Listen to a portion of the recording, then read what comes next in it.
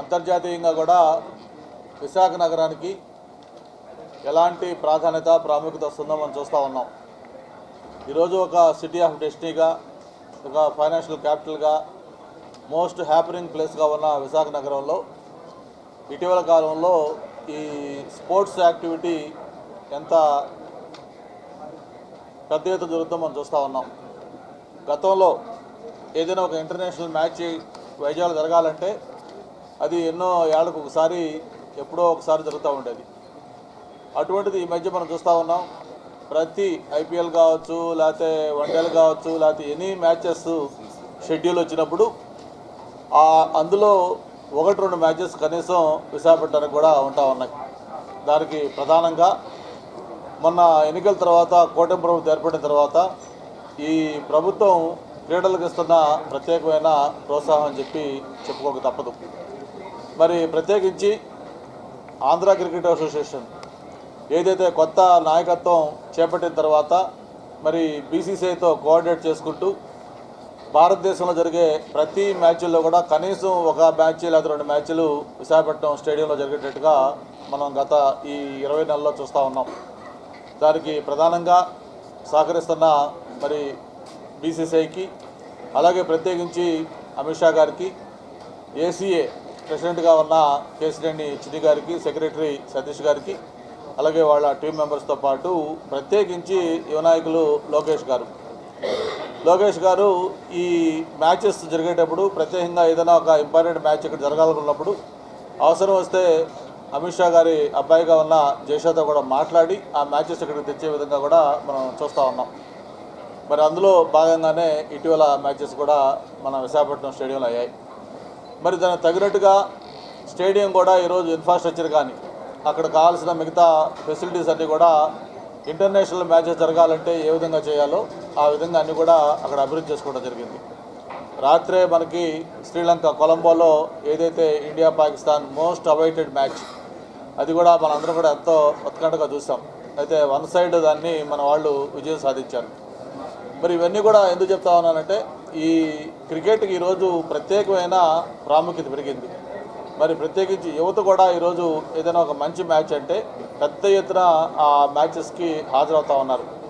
మనం చూస్తూ ఉంటాం. ఏదైనా India versus some country match అంటే టికెట్లు కూడా మనకు ఎంత ప్రెజర్ వస్తుందో అటువంటి ప్రాధాన్యత క్రికెట్కి పెరిగింది. మరి ఈ బ్యాక్డ్రాప్లో మనకి ఈ ప్రొఫెషనల్ మ్యాచెస్తో పాటు కొన్ని సెలబ్రిటీ క్రికెట్ లీగ్ లాంటివి, అలాగే ఈరోజు ప్రత్యేకించి మన ఇప్పుడే పోస్టర్ లాంచ్ చేసాం. మనం ఏదైతే దీంట్లో ఒక 7 టీములు, మొత్తం సినీ హీరోసు, అలాగే టీవీ ఆర్టిస్టులు, అలాగే బ్యూరోక్రాట్స్, ఐఏఎస్ ఐపీఎస్లు, ఇండస్ట్రియలిస్టులు, ఇట్లాగా పొలిటీషియన్స్, మొత్తం అన్ని రకాలతో కలిపి ఒక 7 టీములు. ఆ టీములు ఇక్కడ రేపు 28న ఒక రోజు, అలాగే మార్చి 1న ఇంకొక రోజు, 2 రోజుల పాటు ఈ 7 టీములు కూడా తలపడిపోతూ ఉన్నాయి. మరి దానికి సంబంధించిన మ్యాచెస్ డీటెయిల్స్ అన్నీ కూడా మన రాంబాబు గారు, మిగతా ఆర్గనైజర్స్ ఉన్నారు. వాళ్ళందరూ కూడా మీకు షెడ్యూల్ ఏంటి, ఎలా జరగబోతారో ఇవన్నీ కూడా చెప్తారు. మరి ఇటువంటి ఒక మ్యాచెస్ విశాఖపట్నం తీసుకురావటం మన గతంలో కూడా చాలాసార్లు చేసాం. సెలబ్రిటీ క్రికెట్ లీగ్ చేసాం.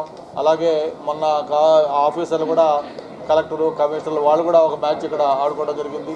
ఇట్లా రకరకాల ఈవెంట్స్ జరుగుతూ ఉంటాయి. అయితే ఇక్కడ నేను మనస్ఫూర్తిగా ఆర్గనైజర్స్ని, రాంబాబు గారిని, అలాగే దీన్ని ప్రోత్సహిస్తున్న కాశీ గారు, ఎవరైతే దీంట్లో మెయిన్ పాత్ర పోషిస్తున్నారో వాళ్ళకి అభినందనలు కూడా తెలియజేస్తూ ఉన్నాను.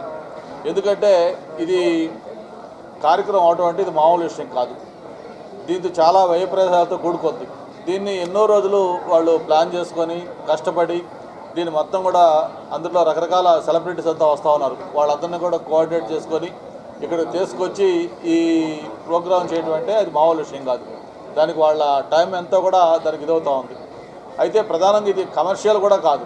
ఏదైతే ఇది ఒక చారిటీ మ్యాచెస్ లాంటివి, దీంట్లో వచ్చే ఇన్కమ్ ఏదైతే ఆదాయం వస్తుందో మ్యాచ్ నిర్వహణకు పాను మిగతా వచ్చే ఆదాయాన్ని వాళ్ళకి స్పాన్సర్స్ కావచ్చు, యాడ్ రెవెన్యూ కావచ్చు, మిగతా వాటి వల్ల వచ్చే ఆదాయాన్ని దాన్ని మళ్ళీ గవర్నమెంట్ సీఎం రిలీఫ్కి కానీ, లేకపోతే స్పోర్ట్స్కి కానీ, అలాగే పేద విద్యార్థులకు సంబంధించిన ఎడ్యుకేషన్కి కానీ, హెల్త్కి కానీ వాళ్ళు అక్కడే మేము ఖర్చు పెడతామని చెప్పని కూడా అనౌన్స్ చేయడం జరిగింది. మరి ఇక్కడ స్థానిక ప్రజాప్రతినిధిగా నేను కానీ, మా వంశీ కానీ మేమందరం కూడా దీన్ని ఇన్వైట్ చేసాం. విశాఖపట్నం రమ్మని చెప్పి వాళ్ళని కోరాం. మా ఆహ్వానం మేరకు వాళ్ళు వచ్చి రేపు 28న 1వ తారీఖున ఈ కార్యక్రమాన్ని విజయవంతం చేయాలని చెప్పి కూడా మీ ద్వారా కోరుకుంటూ మరి ఇప్పుడు సోదరులు వంశీ గారు మాట్లాడిన తర్వాత సైకిల్ పెడితే బాగా రావట్లే, సైకిల్ పెడితే ఏళ్ళకి రావాలి. Thank you so much, sir. Thank you. And మన వంశీ చెప్పరా